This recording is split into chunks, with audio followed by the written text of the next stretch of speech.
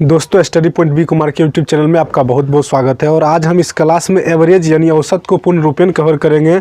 इससे पिछले वाले वीडियो में हम लोग time and work, profit and loss, percentage, इन सभी चैप्टर को जो है वो डिटेल वाइज हल कर दिए हैं। जो नहीं देखे उसका लिंक इस वीडियो के डिस्क्रिप्शन बॉक्स में डाल देंगे, वहाँ से आप लोग जाकर देख सकते हैं।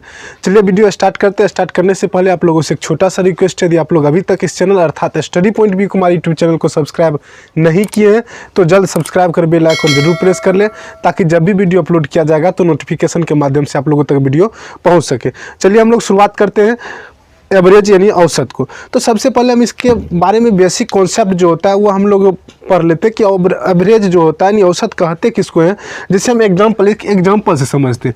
जैसे यह एक गोल मेज पोस्ट यानी एक यह जो है गोल मेज है, चाहे तो हम इसको इस तरीका से भी बना सकते हैं। यह अब इस पे चार व्यक्ति जो है ये आपस में बैठकर जो है ये खाना खा रहे हैं। ये चारों का जो है इसको हटा लेते हैं। चार व्यक्ति जो है इधर से या बैठकर आपस में क्या कर रहे हैं, खाना खा रहे हैं। अब क्या हुआ कि यह व्यक्ति इसको 2 मिठाई मिल गया, इसको 4 इससे ज़्यादा खाता 4, इसको 5 मिल गया, और ये अंत में जो है ये सबसे कम खाता कितना खाया, 1 है। तो क्या हम ये कहेंगे कि इस टेबल पर कितना मिठाई गिनती में कहेगा तब तो 5, 4, 9, 2, 11, 1, 12 खपत हुआ।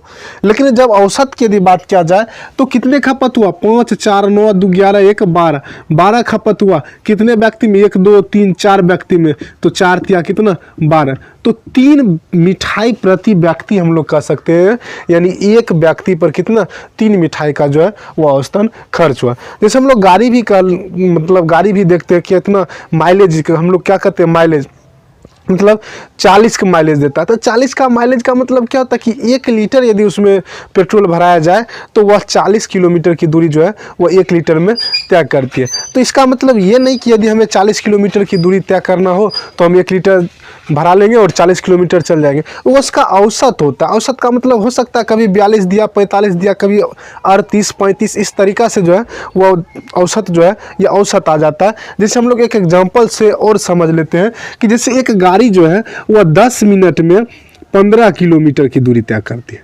10 मिनट में कितना, 15 किलोमीटर की दूरी तय करती है। और अगले जो है हम लोग यह कह सकते हैं कि अगले वह 10 मिनट में कितने, 10 मिनट में 15। फिर अगले 10 मिनट में जो है उसकी चाल क्या होती है, स्लो हो जाती है, यानी कम हो जाती है उसकी चाल, और वह मात्र 5 किलोमीटर की दूरी तय करती है। कितना, 5 किलोमीटर की दूरी। चाहे तो और चाल भी ले सकते हैं, इसमें कहीं कोई दिक्कत नहीं है। तो अब हम कह सकते हैं कि उस गाड़ी की चाल क्या होगी। तो गाड़ी की चाल जो है हम किलोमीटर यहाँ से जोड़ ले तो 15, 5 कितना 20, बटा यहाँ से समय तो 10, 10 कितना 20, काट देंगे एक बार में, यानी 1 किलोमीटर प्रति मिनट, यानी 1 किलोमीटर प्रति मिनट, यानी गाड़ी जो है 1 किलोमीटर की दूरी तय करने में 1 मिनट का जो है वह औसत समय लेती है। लेकिन इसका मतलब ये नहीं था कि वह प्रत्येक बार 1 मिनट में ही 1 किलोमीटर तय करती है, क्योंकि यहाँ से हम लोग स्पष्ट ही कर लिए थे। तो इसको हम लोग क्या कह सकते हैं, औसत चाल कह सकते हैं। इसको हम लोग क्या कह सकते हैं, औसत चाल कहते हैं। तो अब बढ़ते हैं हम नेक्स्ट परीक्षा में पूछे गए सभी महत्वपूर्ण क्वेश्चन की तरफ। आइए अब हम पहले टाइप के क्वेश्चन की तरफ बढ़ते हैं। पहले टाइप का क्वेश्चन जैसे हम लोगों को यह कहा जाए परीक्षा में कि लगातार 80 तक, लगातार 50 तक के प्राकृतिक संख्याओं का जो प्राकृतिक संख्या होता है, यानी प्राकृतिक संख्या कहते किसको है, तो गिनती की जो सभी संख्याएं होती है वह प्राकृतिक संख्या कहलाती है। तो लगातार का देखा कि 50 तक के प्राकृतिक संख्याओं का औसत कितना, लगातार 50 तक के प्राकृतिक संख्या को।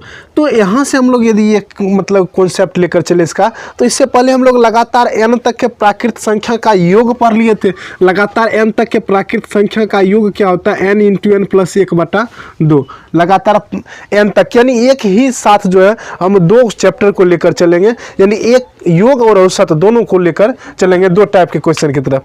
तो पहला जो है यह क्या कह देगा कि लगातार n तक के प्राकृतिक संख्या का योग कितना होता है। तो योग के लिए सूत्र क्या होता है, n × n + 1/2। n into n plus 1/2। तो अभी हमें जो है ये औसत पूछा जा रहा है, तो बस औसत में क्या कर लेंगे, इस n को हटा देंगे, इस n को क्या कर लेंगे, हटा देंगे, बस हो गया n प्लस 1/2। कह देगा लगातार 50 तक के संख्याओं प्राकृत संख्याओं का औसत, तो 50 प्लस 1/2, 50 1 51/2 यानी 25.5, कितना आ जाएगा 25.5, यही औसत निकल जाएगा। लगातार 101 तक के, यह कह देगा कि लगातार 101 तक के प्राकृत संख्या का औसत कितना होगा, तो 101 में 1 जोड़ देंगे, बटा 2, 102/2। अब 102/2 कितना 51 जो है वही हमारा क्या हो जाएगा, आंसर हो जाएगा। तो ये था जो है ये लगातार n तक के प्राकृत संख्याओं का औसत। लगातार n तक के प्राकृत संख्याओं का औसत हम लोग कैसे निकालेंगे, तो इसका फॉर्मूला क्या हो जाएगा, n into n plus 1/2। n into n plus 1/2 जो था ये उसका योग था, क्या था, उसका योग था। अब हम लोग n इंटू इस तरीका से n प्लस 1/2 कर लेंगे, तब उसका क्या हो जाएगा, औसत हो जाएगा। तो ये था क्या, लगातार n तक के प्राकृत संख्याओं का औसत। अब हम लोग पढ़ेंगे लगातार n तक, दूसरा जो टाइप हम लोग पढ़ेंगे वर्गों का औसत। दूसरा जो हम लोग पढ़ेंगे वर्गों का औसत। तो वर्गों का औसत करने का मतलब लगातार n तक के प्राकृत संख्याओं के वर्गों का औसत क्या होगा, तो हम लोग पहले योग से पढ़ लेते। योग क्या था, n into n plus 1 2n plus 1/6, क्या होता था, n into n plus 1 bracket में 2n प्लस 1/6। तो इस तरीका से हम लोग यह फॉर्मूला जो है पढ़ लिए थे, किसमें, लगातार n तक के प्राकृत संख्या के, लगातार n तक का जो प्राकृत संख्या था उसके वर्गों का योग में हम पढ़ लिए थे। अब हम लोग लगातार n तक के प्राकृत संख्या के वर्गों का औसत हम लोग पढ़ेंगे। तो वर्गों का औसत कैसे हम लोग निकाल सकते हैं, अब ये एग्जांपल दे दें। एग्जांपल यह दे दिया जाएगा कि लगातार n तक के, ये क्या था, योग। अब जब हम औसत पढ़ेंगे तो औसत में अभी इससे पहले वाले में भी बताए थे, इसी n को क्या करना है, हटा देना है। इसी n को क्या करना है, हटा देना है। n plus 1 into 2n plus 1/6, ये इसका क्या हो जाएगा, फॉर्मूला हो जाएगा। तो हम करेंगे क्या, यही n को हटाएं, बाकी कुछ नहीं किए, इससे पहले वाला जो क्वेश्चन था सेम वही। अब कह देगा कि लगातार, अभी हम लोग इस तरीका से क्वेश्चन ले ले, लगातार 14 तक के प्राकृत संख्याओं का, लगातार 11 तक के ले सकते हैं, लगातार 5, हम लोग सिंपल अभी कर रहे हैं क्वेश्चन। तो लगातार 5 प्राकृत संख्याओं का वर्गों का औसत, 5 प्राकृत संख्या के वर्गों का औसत, प्राकृत संख्या के वर्गों का औसत क्या होगा, वर्गों का औसत क्या होगा, ये इसका क्वेश्चन था। वर्गों का औसत कितना, लगातार 5 प्राकृत संख्या का। तो हम यहाँ n के जगह पर कितना कर देंगे, 5 प्लस 1। अब यहाँ चूंकि कंपटीशन है, हमको इतना इस तरीका से जो है गुना भाग करने का नंबर नहीं मिलता है, तो सिर्फ और सिर्फ हमें क्या करना है, हल करना पड़ेगा।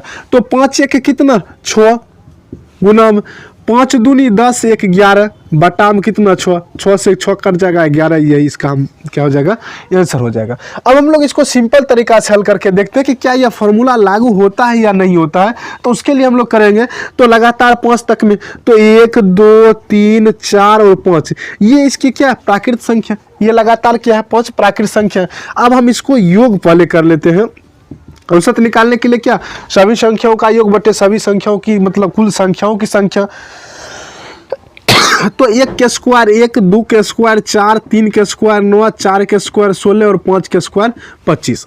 अब यहाँ से देखते हैं, तो 16 9 25 25 50, 4 54 1 55, तो कितना 55, बटा कुल कितना है 5, काट दे 5 से 11 5 55, 11 जो है वही हमारा क्या हो जाएगा, आंसर हो जाएगा। 11 यही से यहाँ से भी निकाले थे। तो इसका मतलब कहीं ना कहीं ये फॉर्मूला क्या है, सही है, और हम इस तरीका से ये फॉर्मूला पर बना सकते हैं। या क्वेश्चन कुछ भी हो, जैसे कह दे लगातार, अभी चूंकि 5 था तो हम लोग ऐसे करके भी निकाल लिए। अब कह देगा लगातार 11 तक के प्राकृत संख्या, 11 तक के प्राकृत संख्याओं के वर्गों का औसत कितना होगा। तो 11 प्लस 1 जानबूझकर हम इस तरीका से क्वेश्चन ले लें ताकि अभी कट जाएगा। शुरुआत में जब हम खुद ब खुद बनाना शुरू कर देंगे तब वह क्या होगा, फास्ट जो है वह हो जाएगा। 11 प्लस 1 2 गुना 11, 2 गुना 11 प्लस में 1 बटा में 6, 11 प्लस में 1 कितना 12 गुना 11 दूनी 22 1 23/6 काट देंगे, 6 दूनी 12, 23 दूनी 46, यही हमारा क्या हो जाएगा, आंसर हो जाएगा। तो इस तरीका से लगातार n तक के प्राकृत संख्याओं के वर्गों का जो है या औसत तो निकल गया, वर्गों का योग जब पूछा जाएगा तो बस कुछ नहीं, हम लोग इस तरीका से यहाँ जो सूत्र था यही सूत्र अप्लाई कर देंगे, वर्गों का योग हो जाएगा। अब हम लोग लगातार इस n तक के प्राकृत संख्या के घनों का औसत जो है वह पढ़ेंगे। आइए अब हम लगातार n तक के प्राकृत संख्या के घनों का औसत पढ़ते हैं। तो इससे पहले हम लोग योग पढ़ लेते हैं। योग क्या होता है, तो योग लगातार n तक के प्राकृत संख्या के घनों का योग जो होता है n into n plus 1/2 whole square, क्या होता है, होल स्क्वायर। यहाँ से ये प्राकृत संख्या का क्या होता है, ये योग होता है। लगातार n तक के प्राकृत संख्या के घनों का योग क्या होगा, जैसे घनों का योग कहा देगा कि लगातार 25 तक के प्राकृत संख्या के घनों का योग, तो अब हम इतना जोड़ते रहेंगे, 1 Q plus 2 Q plus 3 Q, इस तरीका से 25 तक बहुत लंबा हो जाएगा। इसीलिए इसका जो है एक सूत्र क्या हो जाता है, n into n plus 1/2 whole square. अब हम इस सूत्र को तोड़ दें तो n square into n plus 1 whole square बटाम कितना, 2 का स्क्वायर 4। लेकिन औसत में क्या बताए थे कि एक n को क्या करना है, गायब कर देना है, एक n को क्या करना है, हटा देना, वही हमारा क्या हो जाएगा, औसत हो जाएगा। अब n स्क्वायर का मतलब कितना, 2n है, n स्क्वायर का मतलब 2n है, इसमें n गुना n, एक n को हटा देंगे तब कितना, n, तो ये हमारा क्या निकल कर आ जाएगा, औसत। ये क्या निकलेगा, औसत। तो हम लोग औसत को इस तरीका से बना सकते हैं। अब जैसे एग्जांपल हम पहले सिंपल क्वेश्चन लेते हैं और उसके बाद यह देखते हैं कि सूत्र सही है या गलत है, उसको हम लोग जांच करके देखते हैं। कह देगा लगातार तीन प्राकृत संख्या के घनों का औसत। तो हम लोग पहले सिंपल निकाल लेते हैं, तीन प्राकृत संख्या कौन कौन है, 1, 2 और 3, इस तरीका से 4 भी ले सकते हैं। तो हम लोग पहले सिंपल तरीका से हल करते हैं, 1 क्यू 1, 2 क्यू 8, 3 क्यू 27 बटाम कितना 3। अब हम इसको जोड़ कर देखते हैं, 27 1 28 और 8 कितना 36 बटाम 3, तो कितना 12, कितना आ गया 12। तो औसत कितना निकल कर आ गया, 12 निकल कर आ गया। अब हम लोग इस सूत्र पर बैठा कर देखते कि क्या सही है या नहीं। तो अब लगातार n तक यानी 3 तक के प्राकृत संख्या के घनों का औसत पूछा जा रहा है। तो यहाँ क्या कर लेंगे, 3 क्या डालेंगे, 3 इंटू 3 प्लस 1 होल स्क्वायर बटाम कितना 4, बटाम कितना 4, ये इसका फॉर्मूला है। 3 प्लस 1 कितना 3 1 4, 4 का होल स्क्वायर, होल स्क्वायर का मतलब क्या, वही बात हम 2 बार लिखेंगे। तो 4 गुना 4 बटाम कितना 4, 4 से 1 4 कट गया, 3 चौको 12, 12 ही हमारा क्या हो जाएगा, आंसर हो जाएगा। तो हम इस तरीका से दोनों तरीका से बना सकते हैं। लेकिन क्या यहाँ हम इस तरीका से बनाएंगे तो कहाँ 5 तक बहुत होगा, 5 संख्या तक बना सकते हैं। लेकिन कहा दे कि लगातार 50 तक के, लगातार अभी जैसे क्वेश्चन ही लिख लेते हैं कि लगातार 15 तक के प्राकृत संख्याओं का के घनों का औसत क्या होगा, लगातार 15 तक के प्राकृत संख्या के घनों का औसत क्या होगा। तो हम लोग यहाँ लिखेंगे 15। अब यहाँ से हम लोग जब सीख गए तो इस तरीका से यह सूत्र लिखने की कोई जरूरत ही है ही नहीं। तो 15 तक के प्राकृत संख्या के घनों का योग पूछा जा रहा है। तो 15 में एक जोड़ देंगे 16, 2 बार लिख देंगे बटाम 4, काट देंगे 4 चौक 16। अब इस सबको गुना करके जो है लिख देंगे 15 चौक 60, 16 छाक 96, 15 चौक 60 हो जाएगा। और 60 को हम 16 से गुना करेंगे, 16 छाक 96, 1 0, तो 960 जो है वही हमारा आंसर हो जाएगा। तो इस टाइप का जितना भी क्वेश्चन होगा हम लोग इस तरीका से हल कर लेंगे। अब हम लोग बढ़ते हैं नेक्स्ट अगले टाइप के क्वेश्चन की तरफ। अगला टाइप का क्वेश्चन हम लोग यह देख लेंगे कि लगातार n तक के सम संख्याओं या विषम संख्या, इस तरीका से कह दे लगातार n तक के सम संख्याओं के का औसत क्या होगा, लगातार n तक के विषम संख्याओं का औसत क्या होगा। वे उन सभी क्वेश्चनों को हम लोग बारी बारी से भी देखेंगे। जैसे अभी हम लोग यह देख ले क्वेश्चन कि इस तरीका से क्वेश्चन पूछ दे कि लगातार 102 104 कह देगा कि लगातार 104, कितना लगातार 104, या लगातार हम लोग 80 ही कर लेते, 80 सम संख्याओं का औसत, सम संख्याओं का लगातार क्या कर देगा, 80 सम संख्याओं का औसत क्या होगा। तो लगातार इस तरीका से लगातार यहाँ देख ध्यान रखना दोनों क्वेश्चन में अंतर है। यह कह दे कि लगातार 80 तक के सम संख्याओं या प्रथम 80, इस तरीका से कह दे प्रथम 80 सम संख्याओं के का औसत क्या होगा। तो अब यह क्वेश्चन अलग बन जाएगा, अलग टाइप का। लेकिन यह कह देगा कि लगातार 80 तक, लगातार 80 तक जो है ये सम संख्याओं का औसत क्या होगा, ये हम लोग इस तरीका से क्वेश्चन को प्रथम 80 कह देगा, तब दोनों में अंतर हो जाएगा, प्रथम 80 और लगातार 80। अब प्रथम 80 का मतलब इस तरीका से कह देगा कि लगातार 80 तक में तो 1 2 इस तरह, एक तो सॉरी एक होगा नहीं, 2 4 6 8 10 इस तरीका से यदि कर ले तो एक 80 यह हो गया, एक 80 यह हो गया। अभी जो पूछा जा रहा है कि लगातार 80 तक के सम संख्याओं का औसत, तो इस तरीका से 80 तक, लेकिन यह कह दे कि 80 तक प्रथम 80 सम संख्याओं का औसत क्या होगा, तब हमें गिनती, जैसे एक गिनती यह 1 2 3 4 5 इस तरीका से जो गिनती जाएगा, तो हम लोग यहाँ देखते हैं कि 10 जगह पर 5 ही आया, तो ये दोनों अंतर हो जाता है। तो अभी क्वेश्चन कर रहा है इस तरीका से, ये क्वेश्चन था ऊपर वाला कि लगातार इस तरीका से कि 80 सम संख्याओं का औसत क्या होगा, तो 80 सम संख्याओं तक यानी 80 तक सम संख्याओं का, 80 तक जो आने वाले जितने भी सम संख्या हैं उनका औसत क्या होगा, तो हम लोग क्या कर लेंगे, 80 बटा में कितना 80 है, बटा में 2 कर लेंगे प्लस में 1, 80 बटा 2 40 प्लस 1 यानी कितना 41 जो है वही हमारा क्या हो जाएगा, आंसर हो जाएगा। क्या हो जाएगा, 41 जो है वो हमारा आंसर हो जाएगा। तो क्लियर हो गया। यहाँ से लगातार इस तरीका से पूछा जाएगा लगातार, या इस तरीका से दूसरा क्वेश्चन हम लोग पढ़ते यही कि प्रथम 80, तो प्रथम 80 जो है सम संख्याओं का औसत क्या होगा, तो प्रथम 80 सम संख्या कैसे हम लोग गिनती कर लेंगे, 2 4 6 8 10 इस तरीका से 80 तक जाएंगे, तो 80 प्रथम 80 तक के सम संख्याओं का औसत 80 प्लस 1 कितना 81। दोनों में अंतर समझ में आ गया कि जब प्रथम n मतलब प्रथम 80 कह दे तब 2 4 ऐसे करके गिनती करेंगे 80 संख्या, लेकिन कह दे 80 तक लगातार, तो बस 80 तक ही रुक जाना है, 80 के बाद 82 जाना नहीं है, मतलब 2 4 6 इस तरीका से जाएंगे, कहाँ तक 80 तक जाएंगे और वहीं रुक जाएंगे। तो ये क्या था सम संख्याओं का। अब जैसे कह दे कि लगातार 50 तक यानी 50 तक आने वाली, इस तरीका से थोड़ा आसान कर देगा तब आसान हो जाएगा कि 50 तक आने वाली सम संख्याओं का औसत क्या होगा, तो 50 तक जितने भी सम संख्या आता है, तो यहाँ से हम लोग बताए थे, यानी 50 में क्या करेंगे, जितना तक पूछेगा उसका हम आधा करके 1 जोड़ देंगे। 50 तक पूछा जा रहा है तो 50 का आधा 25 में 1 जोड़ देंगे 26।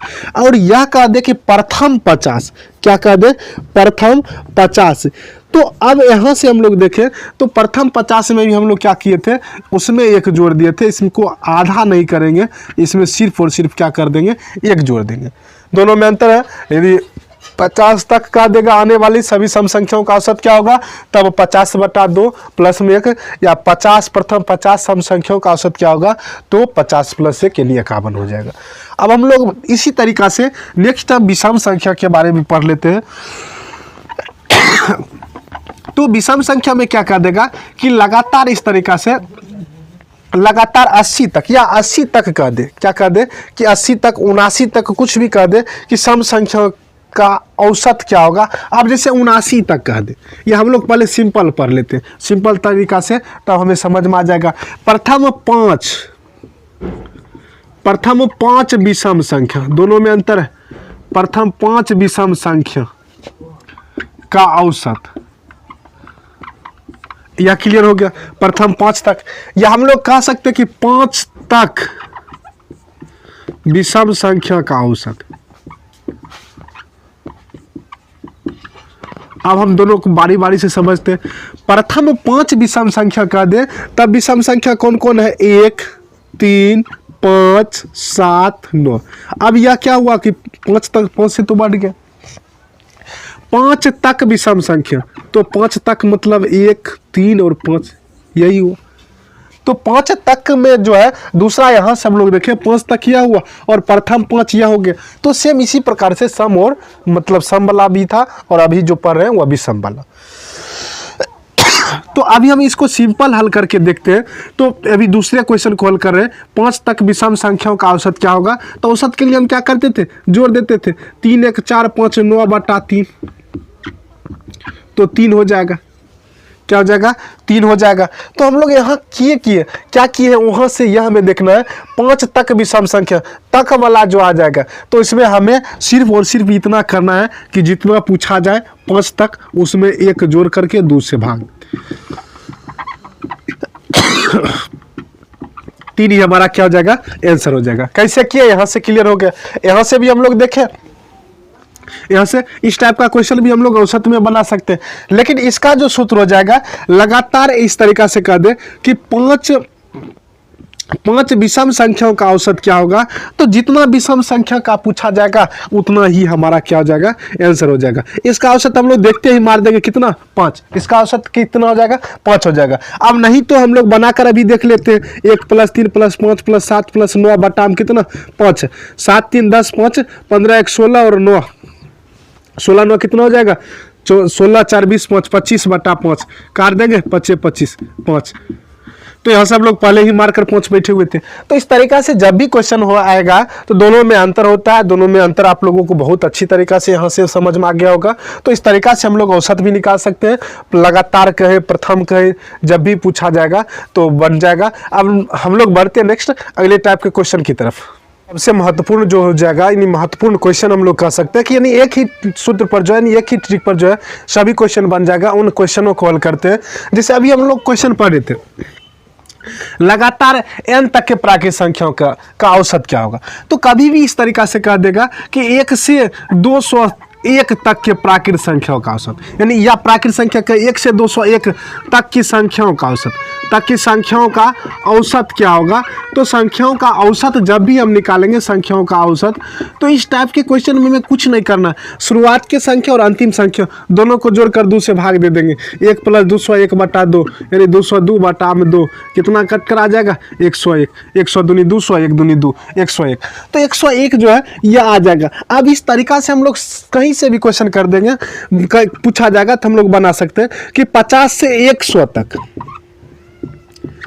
के सभी संख्याओं का औसत कितना होगा। तो बस शुरुआत संख्या 50, अंतिम संख्या 100, 50 + 100 बटा 2 150 बटा 2 कितना, 75। कितना आ जाएगा, 75। इसका औसत कितना आ जाएगा, 75 आ जाएगा। अब इसी तरीका से कह दे 100 से 1000 के सभी संख्याओं का औसत कितना होगा, तो 100 से 1000, 100 प्लस में 1000 बटा में 2 1100 बटा में 2 कितना, 550। कितना आ जाएगा, 550। तो ये था तो लगातार संख्या का।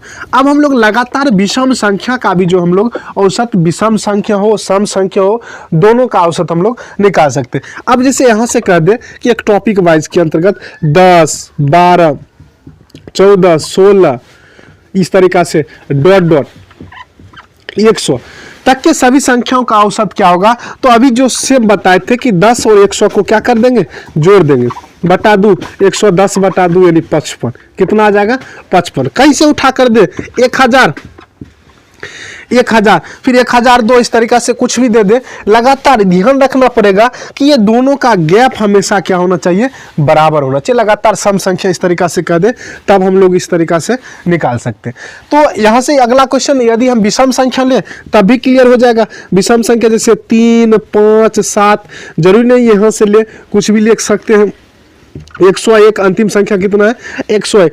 तब भी क्या करेंगे, 3 + 101 बटा 2, 101 में 3 जोड़ देंगे, 104 बटा 2 यानी 52 जो है वही हमारा क्या हो जाएगा, आंसर हो जाएगा। तो लगातार n तक के विषम संख्या पूछे या इस तरीका से क्वेश्चन पूछेगा, तो इस टाइप से जितने भी क्वेश्चन पूछा जाता था, इन सभी क्वेश्चनों को जो है इस वीडियो में अर्थात इस क्लास में जो है वो हल कर दिया गया है। अब मिलेंगे नेक्स्ट अगले क्लास में अगले टॉपिक के साथ।